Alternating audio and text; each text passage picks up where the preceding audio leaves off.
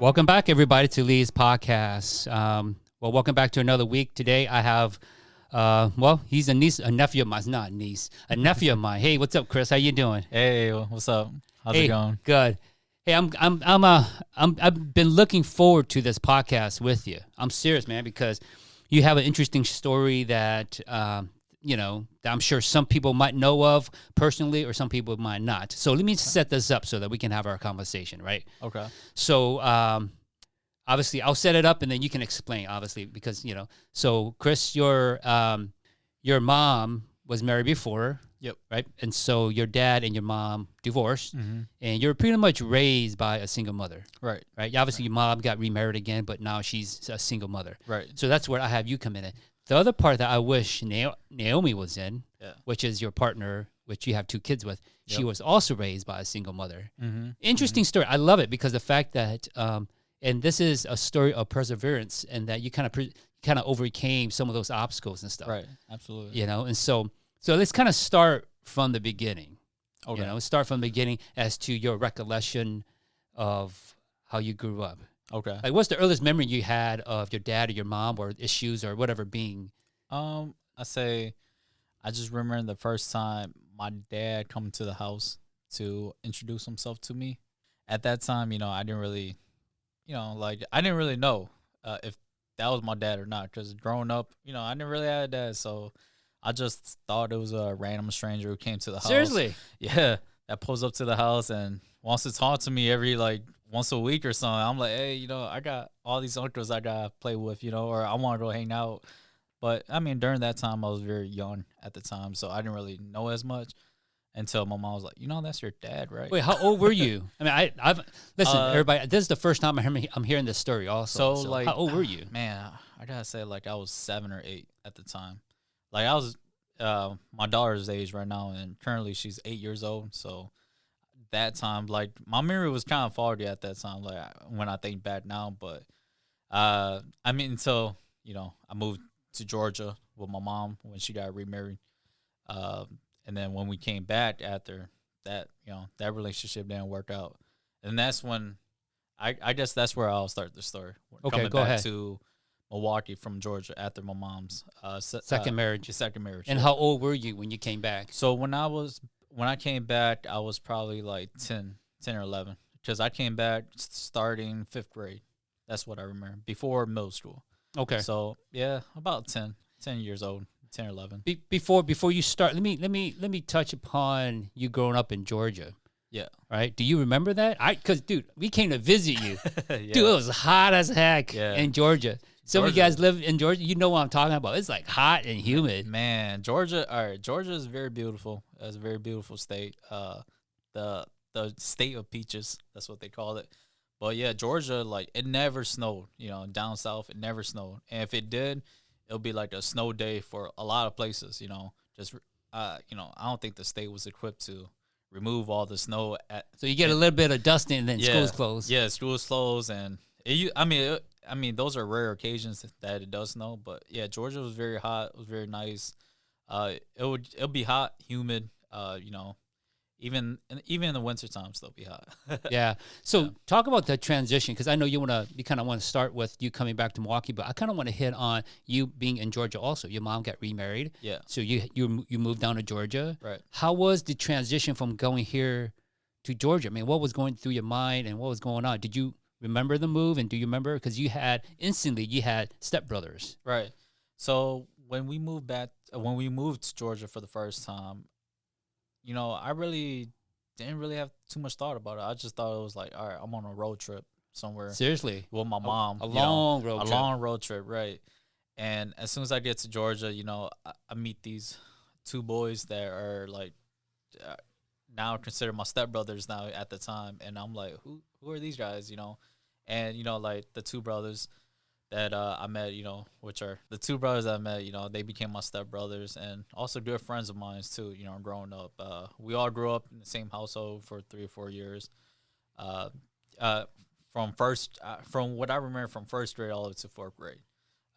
And yeah, I was really surprised and shocked, that I'm like, oh wait, I have brothers all of a sudden, I was like, who are these guys, But then, But you guys got along though. Yeah, we got along, definitely. You know, we got along. Dude, imagine if you guys didn't get along. Oh man, that would be hard. That would be harsh. But it worked out for you that you guys got along. Yeah, absolutely, it did. And you know, like they consider me as their younger brother too. And, okay, good. I also consider them as my older brothers because even in school, like being bullied or stuff like that, you know, they always looked out for me. Like, hey, you know, if somebody's talking crap about you, just let us know. You know, we'll like check them or something. You know, but it was always good to have them. You know, I never had older brothers. I was always the oldest. You know. Yes. So, and let's put that into context. You're your mom's first child, all right, and your mom, your dad's only child, right? And right now you're currently the oldest in your family, right? Your mom, obviously, you're the oldest. You have two younger siblings. Yep. So, but that was Georgia. Georgia, I mean, they treated you well. Yeah, Georgia. Nothing traumatic or anything. Nothing dramatic, you know. But you know, obvious reasons like my mom and her second marriage didn't work out, so we came back to Milwaukee. Okay.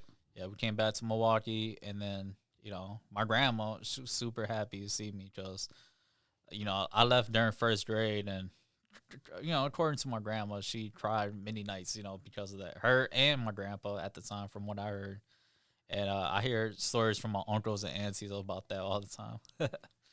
But yeah, you know, coming back to Milwaukee, it was a little different because in Georgia, where I stayed at, was like more of a suburban area. So I didn't really, you know, like know the ghetto or anything like the inner city. We'll just say that the inner city. I didn't know that until I came to Milwaukee, and I was like, whoa, this is a little different from where I used to live, you know. But yeah, fifth grade. That's when I came here, you know, and experienced Milwaukee. I remember going to the school that I went to was Manitoba. On the south side, Milwaukee. On the south side, yep. Yeah, by part of Jackson Park. Yep, by Jackson Park. So yeah, I went to school there, and yeah, that's you know. Well, when you moved back, right? Like, were you a little confused to why you went there? Obviously, you figured it out when you came back. Why did you come back? Did you know why your mom and your stepdad kind of divorced? Or when you're at that age, you didn't know anything about it? And like, oh, who cares? I just came back and I have all my uncles and the rest of my family. So, yeah, during that time, I was in 4th, 5th grade, 9 or 10 years old. I was aware of the marriage not working out and, you know, they departed ways. And, you know, and I do remember my uncle and them come and pick me up from Georgia to come here to Milwaukee. That's one thing I do remember. Like I said, it was like a long road trip. That's all I remember, you know. Yeah. A road trip, and then I knew that I guess I was more happy to be in Milwaukee because all my family was in Milwaukee. Down in Georgia, it was mostly, you know, at that time, my stepdad's side of the family. So I didn't really have too much family over there. Like, I mean, we're all family. You know, we're all close. You know, they treat me like family. But as far as my mom's side of the family, yeah. Once I moved over here, you know, I did miss all my uncles since I grew up with them a little bit during the time before I did go to Georgia. So I did miss that feeling. And then just to come back and live in the same household, you know, as all my uncles and my grandmas, that was like a special feeling to me. Yeah, and you did. You actually lived in that same house. Right. Same house that obviously grandma is at now. Right. Right, with some of your uncles. Yep. You know, so while growing up, Chris, I know being the oldest, your mom being a single mother, you didn't get picked on, did you? Like No. taken advantage of and stuff like that? I mean, No. it never happened, right? I No. always hear a story about kids at a young age, like, oh, you got no dad, and so we're going to pick on you, or there's no one to defend you because you got no dad in your life or something like that. You never had that, did you? No, I never had that, actually. You know, growing up, I really never thought of that as like a disadvantage. I was just trying to, I don't know, at the time, it was kind of weird to say this, but at the time, I was just trying to have fun, you know. And You're still a kid, right? still a kid, yeah. I was like, you know, those moments do occur where like, oh man, I wish I did have like a dad pick me up or something, or like pick me up from school or something like that, you know, because I would see obviously other kids, both their parents or even their dad would just come pick them up, you know. But I was just like, you know, It didn't bother you too much? it didn't really bother me too much, you know. But growing up, you know, like I did have a lot of close friends. They were like, their parents were always like I went to my first Milwaukee Bucks game, basketball game. with my closest friend in middle school, you know, and that was my first time experiencing that. And my mom thought I ran away. You know, she thought I ran away. You didn't tell her that you were going, or? Well, I told her. I was like, Mom, I won't be back until like after the game. And, you know, usually those games end like at 10:30. You know. Yeah. And you know, it's a school day too. I'm in middle school, and you know, I'm telling my mom like, Mom, this is my first time. Like, I really want to go. I remember my mom calling the cops on me. She did. Yeah, she did. Seriously. She called the cops, and then like I remember sleeping. My mom was like banging on the door. She's like, "The cops are here to talk to you." I'm like, Mom, for what? You know? And I was like, I just came home from a long basketball game, and then you know I come to the door. I think they were just trying to scare me or something. Like, oh, you can't be going out. You gotta listen to your mother. I was like, I told my mom that I was going to the Bucks game. You know, she was okay with it. Then all of a sudden, you know, like she just blew out of proportions. But yeah, you know, like yeah, I mean, growing up, you know, I never really saw that as a disadvantage, you know, until like you know, like family would mention it to me, you know, like, hey, you know, like family as in like uncles here, you know, my grandma or mom even tells me like, oh, you know, since you don't have a dad, it will be harder for you to raise up, you know, to be I forgot how they would say it, like, oh, it would be harder for you to live a certain lifestyle, like if another kid had both their parents, you know. Wait, so you heard this from grandma and from your mom? Yeah, and they will always say that to me. Personally, they will always say that to me. And at the time, it's just like comparing your kid to another kid or something like that. Oh, know? Yeah. It was one of those things, and I was like, okay. You didn't care. Like, I didn't really care. I was like, yeah, you know, I was like, hey, it's good for them that they have both their parents, you know. But I think I do remember so, you know, my grandpa passed away. I remember my grandpa telling me, like, hey, you know, even though you don't have a dad, you know, like, you still have a lot of good role models, which, you know, shout out to all my uncles, you know, including you, Uncle Lee, you know. You know, you guys were all my role models growing up. And the way I looked at it, if I were to write a book, it would be like the 7 Senseis or something, you know, like, I mean, like, 7 Sensei, yeah. You guys are all my role models, you know, growing up. And I looked up to all you guys, and if anything, a little part of my personality draws from each one of you guys. If you guys don't even know, but a little bit of my personality draws from each one of you guys. And yeah, you know, my grandpa used to tell me, even though you don't have a dad, you have a lot of uncles, you know, and you know, like use them as role models. And I you know, like don't look at it as a disadvantage that you don't have a dad, you know. And at the time, I did have my grandpa kind of telling me this, you know. But I was at a young age, you know. I just kind of took it like, okay, you know. Wait, how old were you when Grandpa passed? So like during that, when Grandpa passed, I was sophomore year in my high school. You were going to Reagan, huh? Yeah. Yeah, I was going to Reagan. I was 15, 16 years old. You know, when he passed. And you know, I was dating my first girlfriend ever, you know, at the time. And wait, it wasn't Naomi? No, it wasn't Naomi. It wasn't Naomi. She's gonna hear about this. She knows about this already, right? Yeah, she knows. Okay, good. We ain't sharing no secrets, right?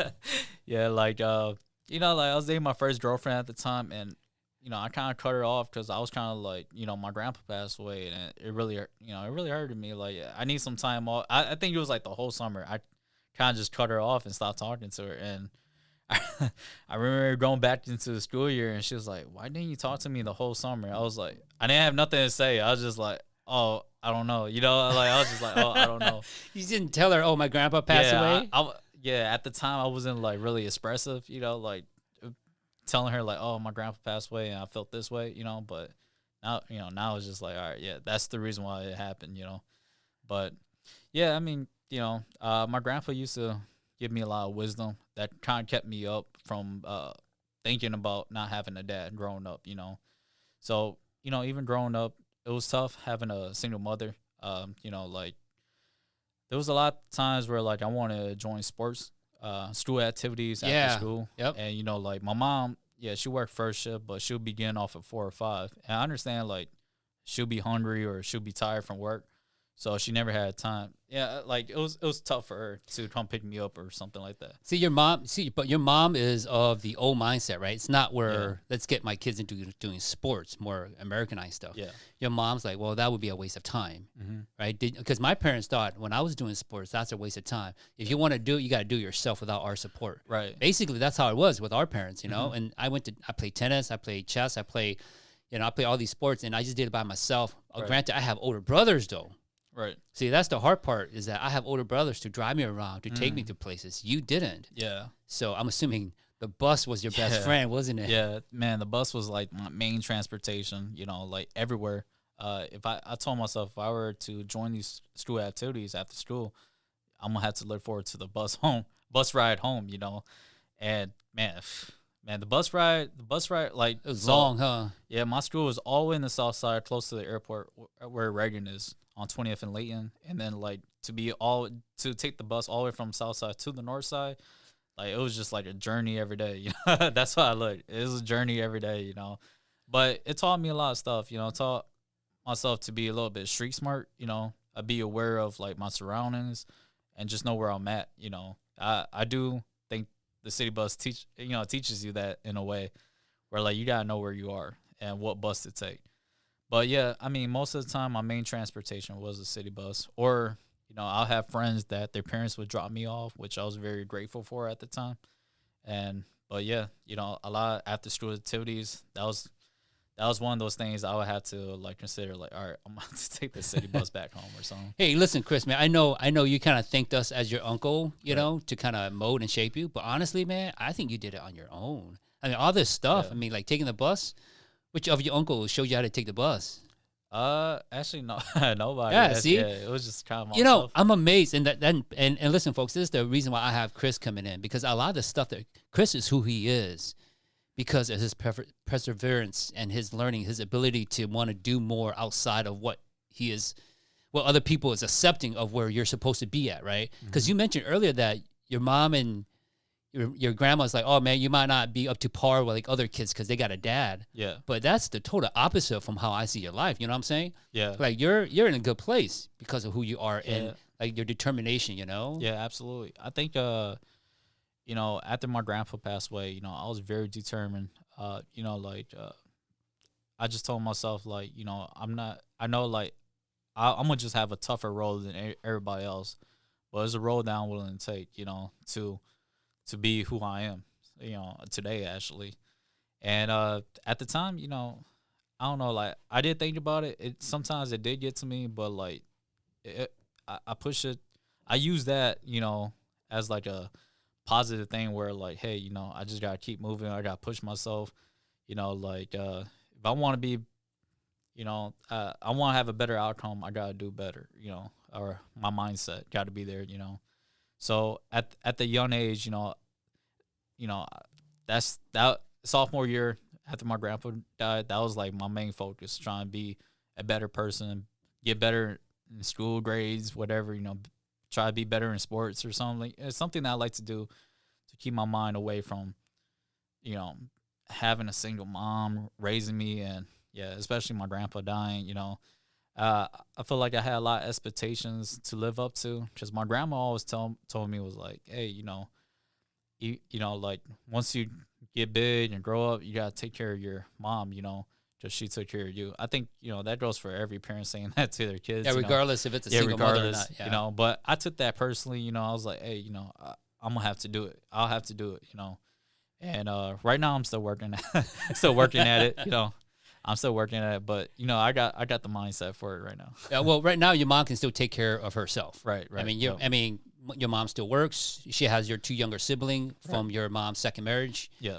And so she obviously are they 18 already? Yeah, they're 18, 19. Yeah, so they're legally an adult. So they're grown already. So your mom doesn't have to baby them but explain to me, was it, and let me just say that I'm sure it was tough on your mom too. Yeah. Right? Raising any kids as a single mother or a single father is tough, you know? Right. Like the understanding. And your mom always say that she doesn't know much. Yeah. Right? Seriously. But I have to give credit where credit is due, because your mom did the best she could with what little she had. Yeah. for all three of you guys. Yeah. Whatever situation she's in. And granted, in the Hmong community, we're all supporting each other. Yeah. But for the most part, I mean, she was doing it on her own. Yeah, absolutely. You know, my mom did a lot of things for us that was like, you know, I think to any single mothers out there, it would be very difficult to do, you know, like, I mean, for sure, put a roof over our head, food on the table. Yeah. I think that really helped out. And also, you know, it goes back to my uncles and my grandmas that live down the street, actually. So I think if I didn't live close to my grandma or uncles, man, I think I would have went crazy, you know, being in the house. Because growing up, you know, all I did was babysit, like, for 3 or 4 years. Oh, yeah. I think that's where it turned I started getting the rebellion in me after, like, I was sick of Seriously? Yeah, I was sick of doing that. That's why I started hanging out with friends after school, or, you know, doing after school activities. That was your way out. My way out. Yeah, that's the only way. You know, it really helped me out, you know, to see it that way, you know. Like, oh, Mom, I can't babysit. I got chess club, or I got a basketball club back there. You were playing baseball also later on. Yeah, baseball. In high school, yeah, baseball. I picked up baseball. I thought that was really fun, dude. You know, like, a lot of people might say, "Oh, it's a boring sport," but when you actually play it, you know, baseball is fun. Baseball was really fun. Yeah, definitely, it was really fun. Learning, like, the positions, you know, hitting the ball. But that was something that I was you know, not good at. You know, it was just it took a long time to figure that out for me. So how's everything between? Okay, let's disclose. How old are you now? Okay. Right now I am 27 years old. You're 27. Okay. Right.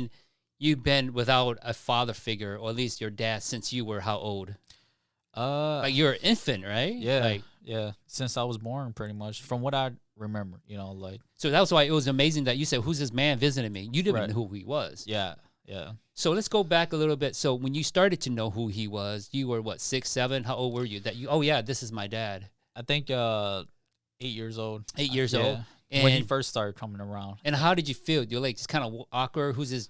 Like, he was trying to get back into your life and getting to know you. Nothing wrong with that. But how did you feel about it? So when I was young, I was like, all right, you know, who's this stranger? You know, and at the time, like, stranger danger. You know, like, who's this stranger trying to talk to me? Like, was that your house, or did he take it was out? actually at my grandma's house. You know. Okay. And during that time, my mom was living upstairs, and he would come knocking on the door looking for me, and my uncle was like, "Chris, your dad's here." And I used to be so scared. I'd be like, "Oh, my dad." I'm like running away, trying to hide in the room because Is it because you didn't know who he was? Yeah, because I didn't know who he was, and this man's trying to tell me he's my dad, and I'm like, man, I don't know. I'm already so used to, like, all right, not having my dad around already. So, like, for him to out of nowhere say, like, I'm his dad, I'm your dad, I was like, nah, it can't. Do you remember the first conversation? That he said, is it kind of like in Star Wars, like, Luke, I'm your father? Like, Chris, I'm your dad? All right, that would be really funny if that were to happen. But no, I'll just, he did say, "Chris, I'm your dad," you know. I'm like, like, no, I don't know. I don't think so. I don't know who you are, you know. But my uncle and them used to play around with that joke too, like, hey, you know, it was like, your dad's around, you know, your dad's coming, and I'll be like, no, just running away, like, no. But yeah, I mean, when he first introduced me as dad, you know, I don't know, I can't really remember how I was feeling at the time.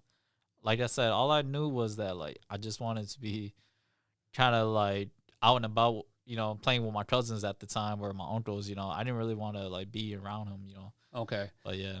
So when did you start recognizing, okay, this is my dad, right? Yeah. When did you start? Did it come to a point where you're like, yeah, even though my dad and my mom didn't work out, yeah, you know, maybe I should get to know my dad. Did you have that moment? Have you had that moment? Yeah, absolutely, I did. You know, like, I think growing up, you know, like, relationship wise, you know, your mom and dad might not get to be as close as a relationship. I say, like, when I was growing up, you know, like, I think I took it upon myself, or like, hey, you know, if they were together, how would I, you know, because I never met my dad's side of the family either, you know, until I was probably freshman year in high school, or 8th grade or freshman year in high school. Yeah, my dad actually came and picked me up for the first time, and he took me over there to Oshkosh to stay with him for, like, over a weekend or something. Yeah. And at the time, my mom was like, "No, don't go with him. You know, don't go. I'm like, Mom, it's summertime. I want to get to know my dad. I'm not trying to like just like that was the young me, but like as soon as I get older, you start to learn a little bit more. And at the time I was trying to experience things too. I was just trying to like learn not to be disclosed minded or be open minded. That's what I'm trying to say. Yeah, be open minded. So like I went with my dad. I got to know like my dad's side family. They're very cool. Very cool people. And at that time, I was like trying to figure out if I did have a life with my dad, how would it be like? Yeah. And I think at that moment, that's when I was like, let me be open minded and stay at my dad's house, get to know my dad's side of the family, and just just see if things were normal, And absolutely, like my dad's side of the family, they're very cool. They're in a way like every time me and Naomi do go over there. Naomi's my wife, by the way, you guys. But every time me and Naomi goes over there, like we see the the how you say the similarities between two families. Like, oh yeah, this is yeah. It's just it's just good time going over there. Do they look like? I've never seen any of your cousins from that side. Do they kind of look like you, Chris? Yeah. So I have. You said similarities. Yeah, so I have a first cousin. I have a first cousin that. His name is Matthew. Shout out to Matthew. Shout out to Matthew. Yeah, he looks like my twin brother. Like if I put him right next to me and we both took a picture, like he looks same like, size, same height, same size, same all that height. hair. Yeah, all this hair. Like right now he has a man bun, but I was like when I had a man bun because I had long hair too. I was like, man, we look exactly the same. Like we could be like, yeah, we're for sure. Like they got the Lor gene in them, the Lor family gene. Yeah, from my dad's side. Yeah, so we all looked alike in a way. Was he's not the one that got married before we went to Colorado, was he? Oh no, so my other cousin. Yeah, my other first cousin, Michael, he got married. Shout out to Michael and Julie. Congrats. Yeah. So like before we went to Colorado, I went to their wedding. Okay. So yeah. But so that's when you're getting to know 16, 15, 8th, 9th grade. Did it progress in your mind that eventually, you know what, shoot, I want to live with my dad? Did that ever cross your mind that you want to move and live with your dad, though? Or was it something that, nope, I like it here. All the uncles here are cooler than my uncles over there. I'm just kidding. But seriously, did you have that thought in your mind or it wasn't even there? No, the thought was never there in my mind. I mean, I did like think about it, like, all right, should I live? Could I live in Oshkosh? That's where my Lord side family's from. Like, can I live in Oshkosh? I was like, nah, I think I have too much family ties or friend ties that live in Milwaukee. Yeah, so I was like, I can't leave Milwaukee. Milwaukee is really nice to me. Like I liked it. Yeah, so. And even still, I'm not sure. I mean, being underage, I'm not sure what choice do you have anyway. Yeah, legally, your mom has custody over you, right? So. Even if you say, I want to stay with my dad, the only thing you could do is be rebellious and give your mom a hard time, but obviously you didn't. Yeah, run away or something. Yeah. But how's your relationship with your dad now? So we have a mutual relationship. He calls. We have a conversation. Like, he doesn't call often, does he? Or maybe once in a while? Yeah, probably a couple times a year. I'll say like once a month or something. Yeah, he'll at least call and we'll conversate or just kind of check in with each other. How's things going? I'll check in with him for his health. Like, hey, how's your health going? Which isn't. I know he had a scare a few years back. Yeah, he had a scare. He had a scare a few years back, and like I just here and there I'll check up on with him. I mean, regardless of what happened back then, like I still like, all right, that you only have one dad. I remember like my boss, which is like my uncle too, Lo Vane. Your great uncle. Yeah, my great uncle Lo. I call him Seafood Lo, or Uncle Lo, whatever, But he was just like, hey, us being guys and you being a father now, Chris, like, your kids only have one dad. And, same thing goes for you. Like, you only have one dad. So it's okay to, like, like visit him and get to know him. Yeah, get to know him. Because, from a guy's point of view of being a father, like, you will want to have a relationship with your kids when you're older, So ever since, Lo told me that, like, I was like, you're right about that, being a father figure and being there for my kids and, having a relationship with my kids is very important to me, So I took those values of what he said and kind of apply it back to my life.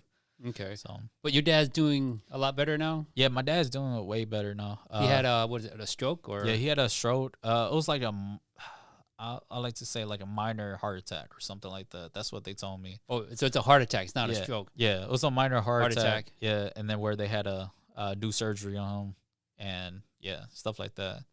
So, but yeah, he was out for like 2 weeks for sure in the hospital. Okay, that's from what I remember. Yeah. Now, just for some context, your dad, he has other kids too. Right. So he has other kids, but you're the oldest of all his kids. Yeah. So he only has one. Oh, just one. Somehow I thought he had more. Oh no, he just. Oh, he had one. Yeah, my other siblings' dad. They have more, but my dad, yeah, it's just me, and then I have a half sister named Layla.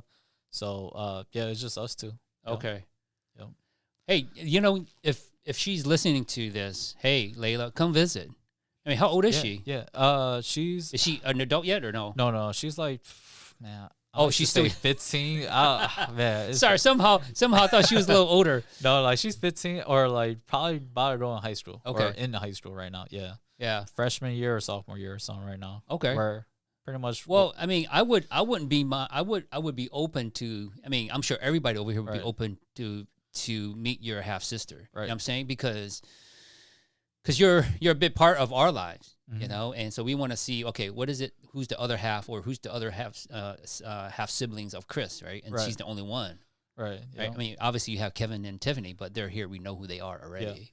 Yeah. So hey, if you're listening, come visit. Seriously. Yeah. So absolutely. We got to make it happen. Yeah.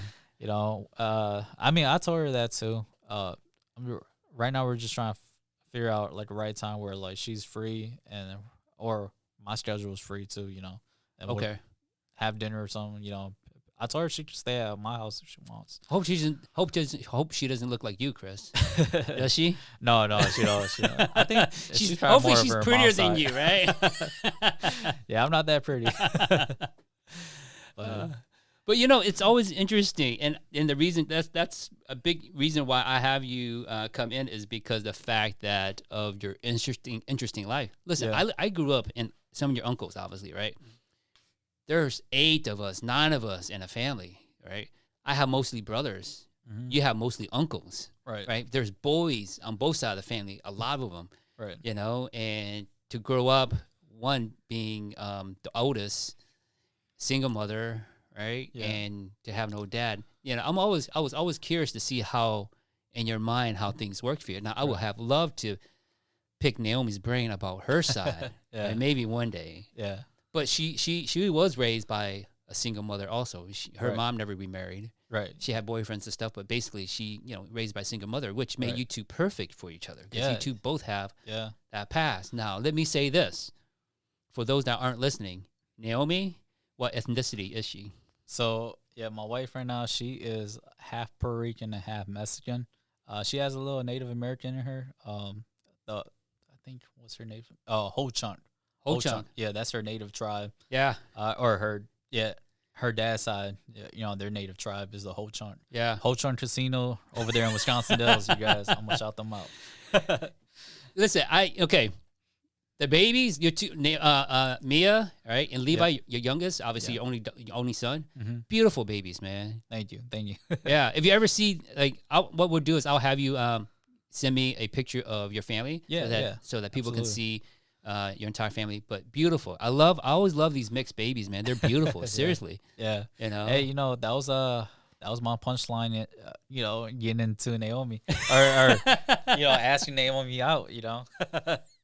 They were like, wait. Okay, share with me that punchline. All right, so I just told her like, hey, we'll have some cute babies growing up. Like it was just something like something simple like that, but kind of I was nervous saying that, but did it work? Like that was our punch. That was my punchline. Trying to ask Naomi out, but let me share you guys a little story about me and Naomi. Like we're when we first met, we were pretty much locker buddies. And at the time, like going locker buddies in high school. Yeah, locker buddies in high school. At the time, going to Reagan, man, there's not a lot of Hmong people, so it's just me and probably like a few scattered Hmong people,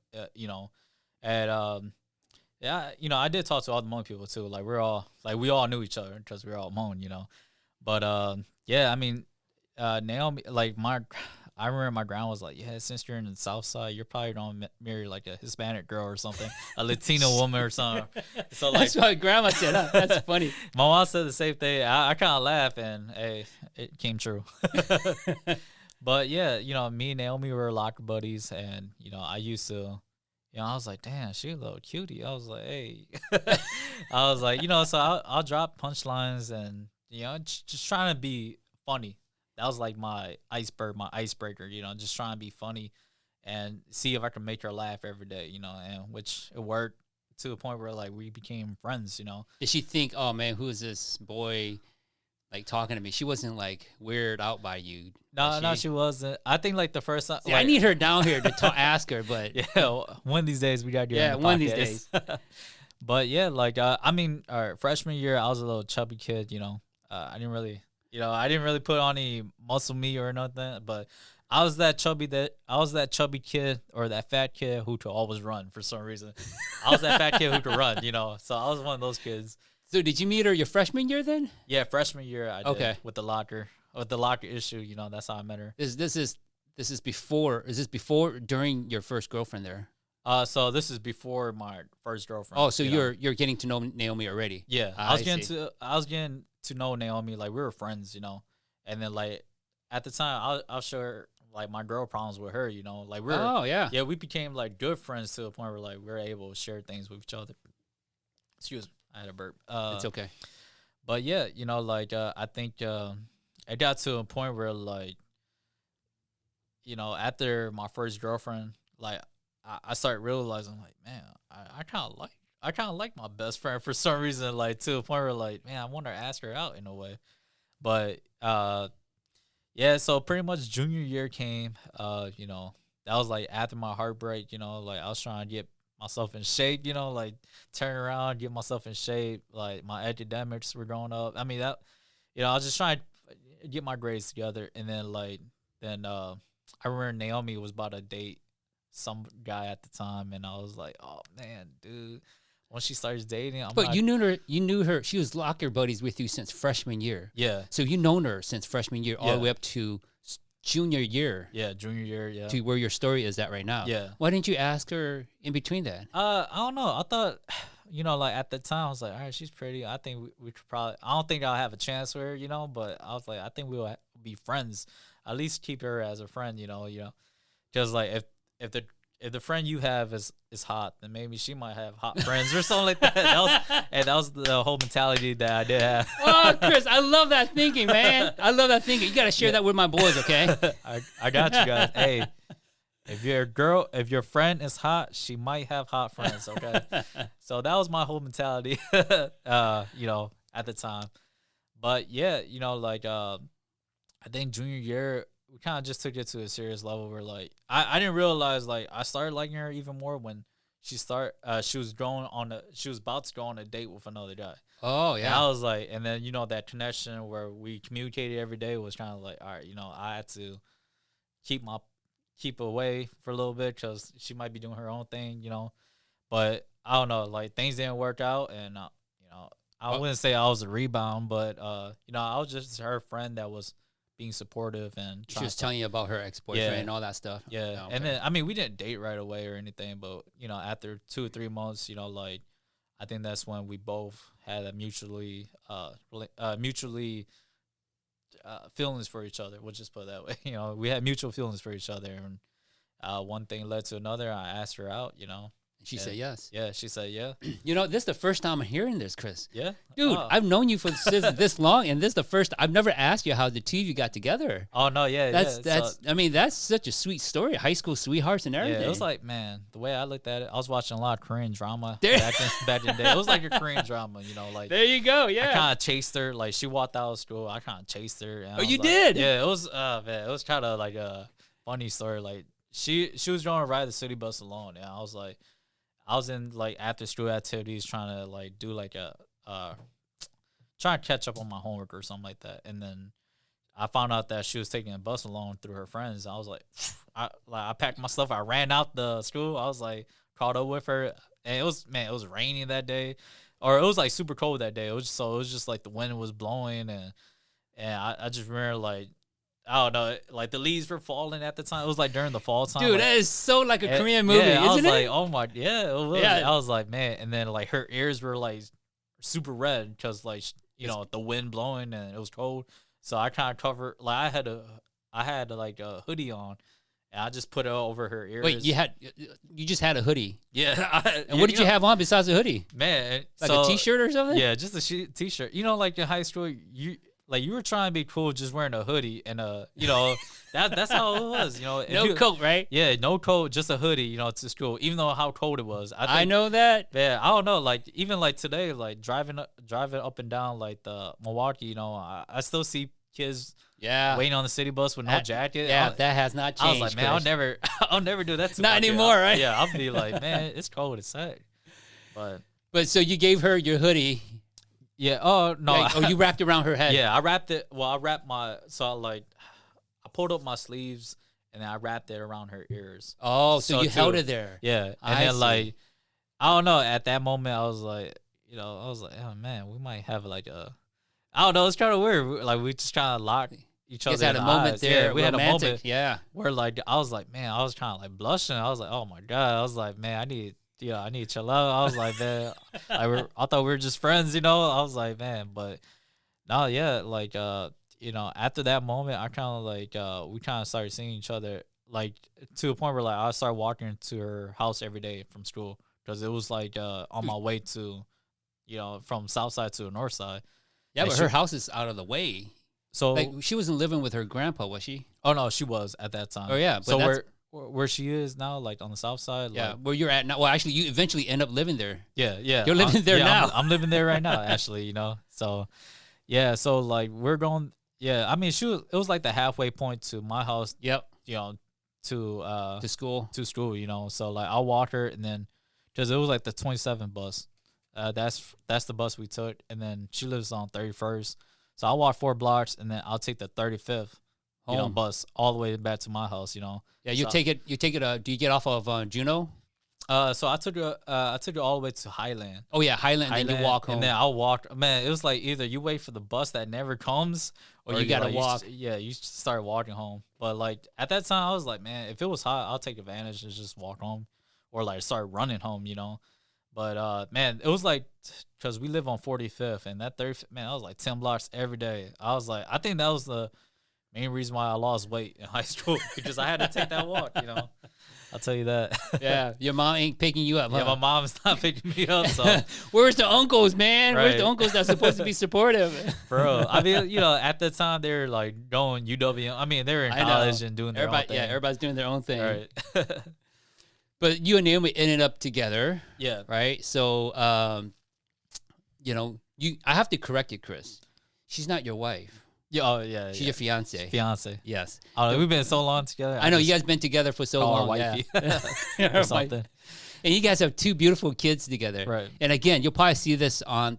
If you're listening to this, you'll probably see the picture because I'm going to put it on Facebook. Not Facebook, but I'm going to put it on the podcast, YouTube podcast. Yeah. Yeah, absolutely. So, man, beautiful. I've never heard that story, Chris. Yeah. It was You sure? And you know what? I'm gonna have Naomi tell her side of it. And she's like, "No, man, Chris didn't do that."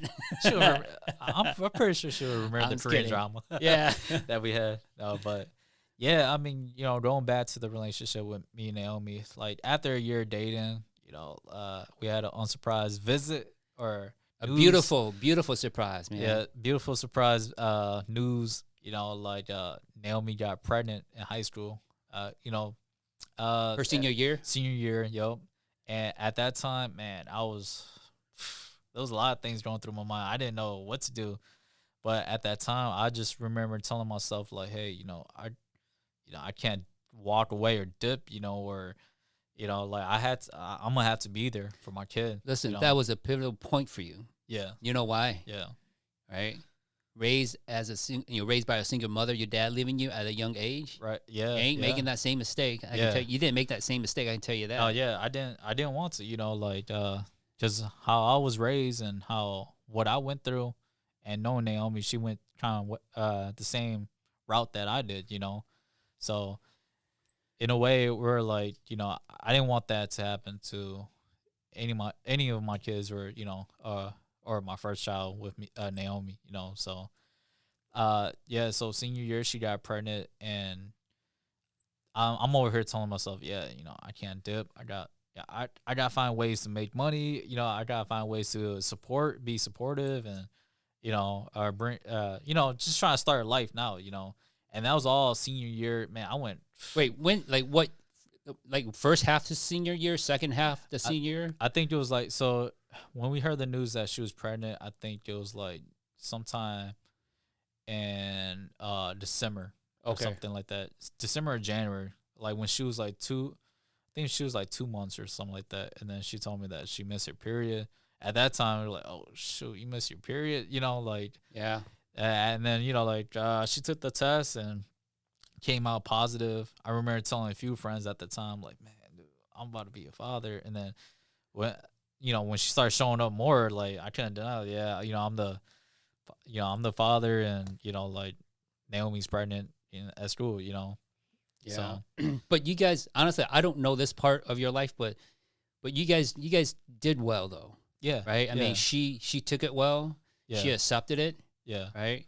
And obviously you guys have a life together, but when it did happen, obviously she was surprised. I mean, was your mom, obviously your mom was surprised too, wasn't she? Yeah, she was surprised. I remember I think we didn't tell anybody until we got our first ultrasound. When she was 3 months. Our first ultrasound, we went to Planned Parenthood. Planned Parenthood, I had to say, kind of saved my life. Like, they, you know, like, that was the only place that we knew that it was like things were free, you know. Yeah. Try out things for free. And then get ultrasound there for free too. So we went there, and then they gave us we did our first ultrasound, and pretty much on that same day we came home. I kind of broke the news to my family, and then like the next day we did her family. But man, was your mom pissed, or she's like, my mom was pissed. I thought she was like, how you say? I thought she thought I was playing around. Just like, I'm more of a Joker, you know. Yeah, you sure are, Chris. Like a class clown Joker, you know. And then like my mom, when she found out, she was like really mad and pissed, but she was just like, "Oh, Chris, you're gonna be so poor and broke, and your wife probably might leave you and stuff." I'm like, "Dang, Mom!" I was like, "Oh man," I was like, "Mom, hopefully it's not that. It doesn't turn out, that way, you know." But yeah, when my mom didn't take it well, but I think it took them like a whole month to process everything. Like, but like they were really scared if Naomi does leave, and it'll be the whole cycle all over again. That's the thing. It's like, even though you wanted to stay, you never know what she's gonna do. Yeah. So you guys broke the news to her mom. Yeah. So like the first person she told was probably her grandma first before her mom. Seriously? Yeah. Oh yeah. Because like I think she wanted her grandma to know first before her mom. Because like her grandma was a big part of her life. Her grandma was a big part of her life, and man, I remember that day, like, her grandma was kind of mad. Like, she was really mad. Like, we told her, like... You were there. Yeah, we were both there. We told her to come in the bedroom, and we showed her the picture. And she was just like, oh, my God. Oh, my... like, very like, oh, my God. And she just walked out the room. Oh, my God. She did, like, huh? Yeah, I was kind of laughing, but I was like, oh, my God, dude. Like, oh, man, they're not going to take it well.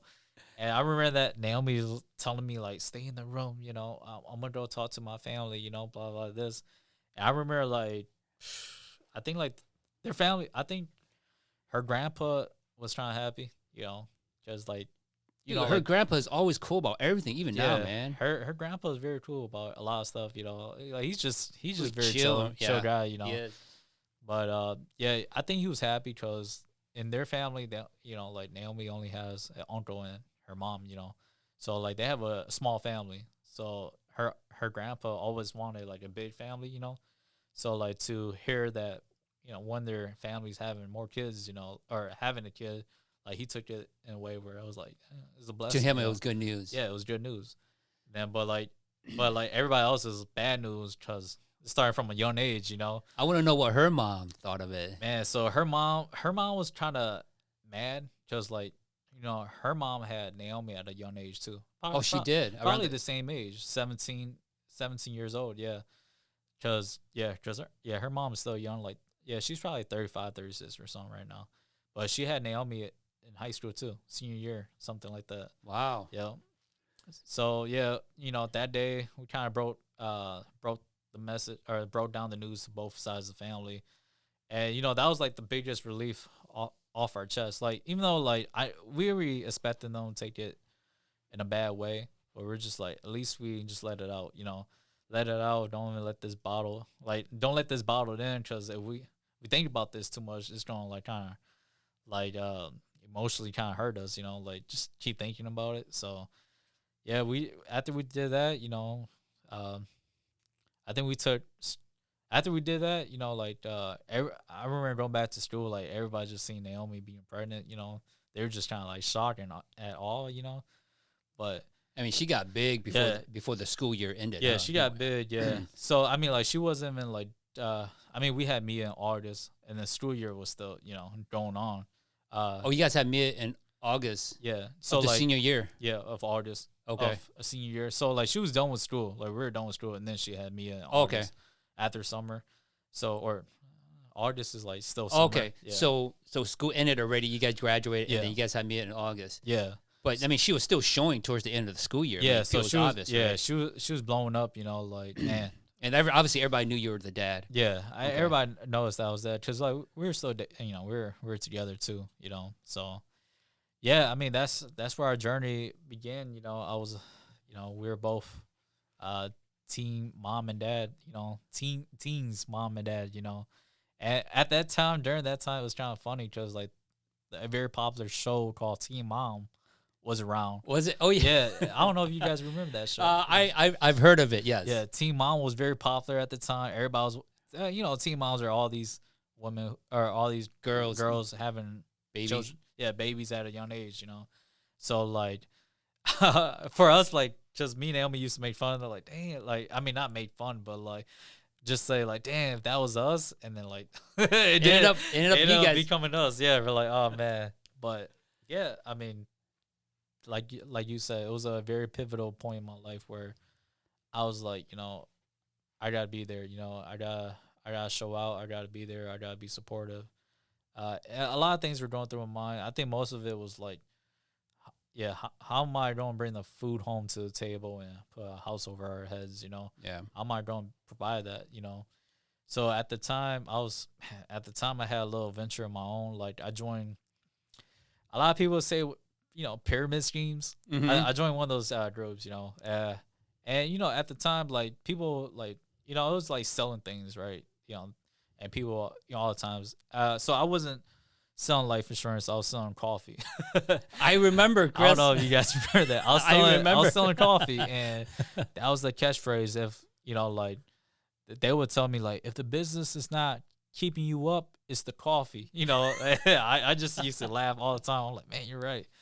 Like, I mean, like, man, I sucked at it. Like, but it put me in an uncomfortable position where I'm like, all right, I'm selling coffee to strangers. I'm being a salesman. Like, I was never comfortable with doing that, or even trying to have a conversation with somebody to sell something. So like, but at the time, that what kept me going was like, we had a lot of those the motivational speakers or something, that would come up and tell their story of how they did it, and like, man, even though like each event that I went to, it was the same thing, but it draw more people in, and I heard the same stories, same drive that these speakers had to make them do what they're doing now. Like, my drive was like, all right, I have a kid on the way, Mm-hmm. and that was my biggest drive. And they used to tell me like, yeah, like, even though like I knew like it was a pyramid scheme, I just felt like it was also a good lesson, I took knowledge out of it, like, if I ever would do this in the future, and how would I approach it, because it was more of a mentality thing. Like, you had to have the right mental mind to actually perform or do these type of things. So like at that time, yeah, I was selling like coffee, pretty much. Coffee. I would go to the mall and just ask strangers. Like, it was kind of weird. Like, people were just like, okay, who's this kid trying to sell coffee? Yeah, it got to the point where like I was selling coffee to like all the people in high school, Like, I was passing them out. I was selling coffee, and people were thinking like these were jars and stuff. I was like, no, they're coffee, And then there was a group of people that I got to like be involved in these meetings and like these come to the events and all that stuff. And like I think they knew there was a pyramid scheme too, but it was something for them to like kind of go into, But I want to know is how much money did you make, buddy? Man, I say I didn't profit as much. I think I just took it as like a lesson learned or experience. That's the way. Like, cause I did pay like out of my pocket. I remember paying $200 to join this package deal, whatever they had, and then it allowed me to like buy coffee from their website or something like that, or be a subscriber or something. How long did you do that for? So I did that only for like 4 months, 5 months. Okay. And I was doing it, just trying to sell coffee, but like because they were saying that if I get people under me, then, like these people will work and you'll be the big dog. Yes, that's pretty much how pyramid scheme works. And then, so like, but I never, I could never do it. Like, I don't know. Chris, that's how it goes, man. Like in college, guess what I was selling? I was selling windows. Selling windows for Sears, Sears. Sears, the Sears, the store, the department store. Right. I was selling windows, sidings for Sears. Dude, I did not make any money out of it. Yeah. Like I waste gas money just to do that on my like broken up car, which I drove everywhere. Yeah. Eventually someone's gonna have to. We all eventually do some form of sales that we realize that, man, it's not for us. Yeah. And I'm assuming this is yours. Yeah, the coffee, it wasn't for me. I don't know. I wasn't. Yeah, I couldn't be a salesman. It was hard for me to be a salesman. But, so let's fast forward. What do you do now then? So right now, pretty much, I'm a third shift supervisor at a workplace that makes probiotics, which is bacteria that's you put in your daily yogurts, probiotics you put in your daily yogurts. Some of our products go into like dairy, meat, to preserve them better, stuff like that. Yeah. So right now, I'm just working third shift supervisor. You worked your way up, though, I have to say. Yeah, I worked my way up. This is actually my first, like, I would say like a 9 to 5 type of job, after high school. Before this job, I was working at Qdoba, but this was the job that, I had a set 40 hours every week. And, I've been with them, it's coming up like 10 years. Dang, yeah. Yeah, because I'm 27. I started with them when I was 18, yeah. Wow. So since after my daughter was born, 3 months, 3 months after my daughter was born, she was 3 months, and then I started working there, yeah. So it's almost 10 years. Yeah, almost 10 years. It's been a time flies. Long time. Yeah. Listen, whoever's listening, right? And if you know of anybody in the situation, I think Chris, your lesson, just like your life story, has been very inspirational because I can only imagine where I would be if I was a teenager, having a child, and then all of a sudden, right? Like I'm jumping into fatherhood. Like fatherhood, I'm talking about like you have to be responsible, right, for a child. Dude, I didn't have Tristan until I was 27. I'm like, man, what am I going to do with this bundle of joy? And you were what, 17, 18? Yeah, 17, 18. Yeah, and so just to jump into it, you had to start your life early, and you have to start your responsibility early. Yeah. So you didn't even get the chance to enjoy yourself as but I think it's okay. It is what it is. But you turn out the way you're supposed to be, and you're in a perfect situation with your family. Yeah, thank you. Jumping into that, I didn't really get a chance to experience because a lot of my friends were like, man, we're going to college parties and all. I'm like, you didn't, I got a kid at home, I was like, man, if you guys want to do something, I'm gonna have to take PTO. They're like, PTO. I'm like, just call in. I'm like, I can't do that, Yeah, I can't lose my job. I can't lose my job. Yeah, during that time, it was kind of like, man, because like that was right after high school. College started for all my friends, and I did go to school for like one semester, but turned out I couldn't make both things work. Having a job 9 to 5, and going to school. Like for the people that are listening, you can, all right, you can.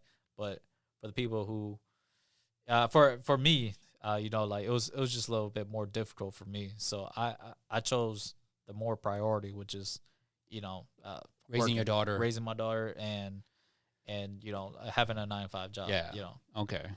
And you know what? And listen, folks, I've known Chris all his life. You know, obviously, I think Auntie and I, we were the one that picked you and your mom up.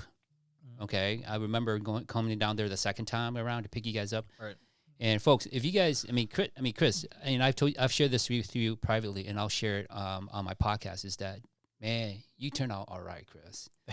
You know what I'm saying? Yeah. Being where you're at, where you came from, being raised by a single mother. You know, I'm not sure if any of your uncles would say, but I'm sure they're thinking, Chris turned out all right. Yeah. And you know what? I ain't joking around, but I think you turn a lot better than some of your uncles. You know, I'm just kidding.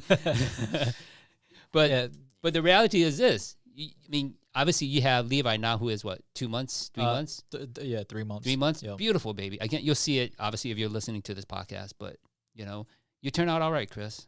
Thank you. Yeah, you know, like, if, you know, the ones that are listening out there, if you're going to take something from my story, you know, like, just, you know, life could be difficult. I guess this is where my punchline comes in. Life can be difficult, but, you know, if you see yourself, if you visualize yourself in a better position in life, you gotta I don't know how to put it. You gotta like work towards it. Work towards it, yeah, you know, and be positive. I think mindset is everything, you know. Building a routine, building a habit, and eventually it will get you there, you know. I'll say that.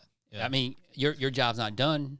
Yeah, but you're a lot, and I share this with you because we have multiple conversations when you come over. Is that, you know, kind of preparing yourself for your future, and obviously, you know, although you live with Naomi's grandpa, you have a house that you own. Yeah, right. So house that I own that I'm renting out currently. Renting out. Yeah. So and I mean, you have a full-time job. You got insurance. I mean, everybody's healthy. Right. You know, maybe a third baby on the way. Oof. Maybe. Probably, we'll probably give it 2 or 3 years. Well, we'll see, right? And we'll cap it off after that. I don't know. Well, Chris, thank you for coming in, my man. Thanks for having me. It's a joy, dude. It's a joy every time you come over to my house and we chit chat, not about this, but just about anything, you know? Yeah. And I enjoy giving you whatever knowledge I have. Right. Of the stuff that I know regarding housing, right? About financing, about planning your future and stuff like that, you know? And, you know, I'm glad that you are where you're at, and I'm so proud to know that you're doing well. Thank you. Yeah.